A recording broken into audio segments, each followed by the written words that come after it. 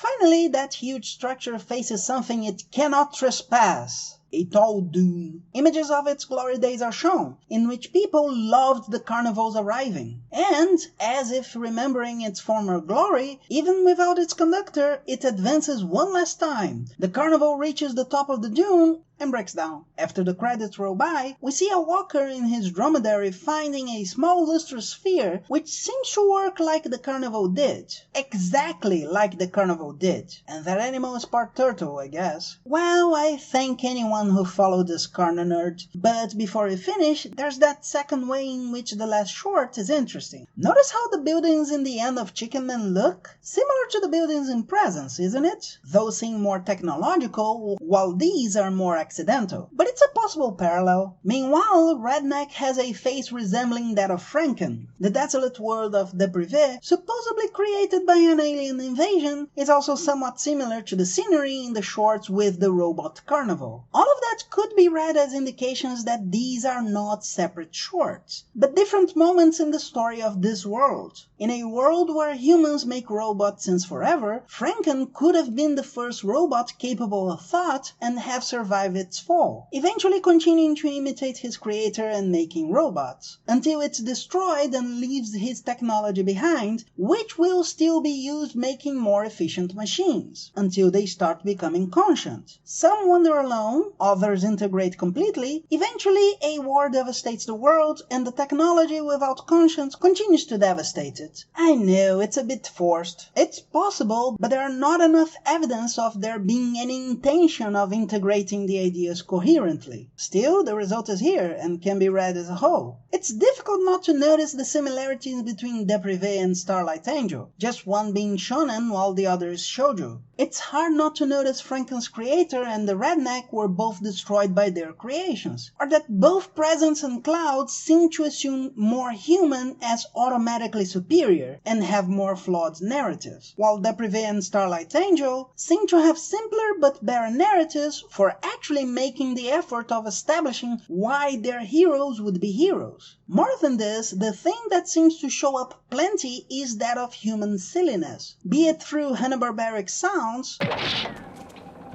be it through expressions. Human beings are shown as silly, and this silliness can influence a great creation or save from a great power, create a great threat, break huge machines, or even destroy your chances of happiness. I can't help but see here a big acceptance of how human beings will need to be serious to get what they want, and will have moments of terrible loneliness, but will never create without being, at the same time, a little silly. And it would be foolish not to embrace your silly desires and explore them without leaving inside the consequences. Life is a beautiful party when you have fun, but never think only of the holidays.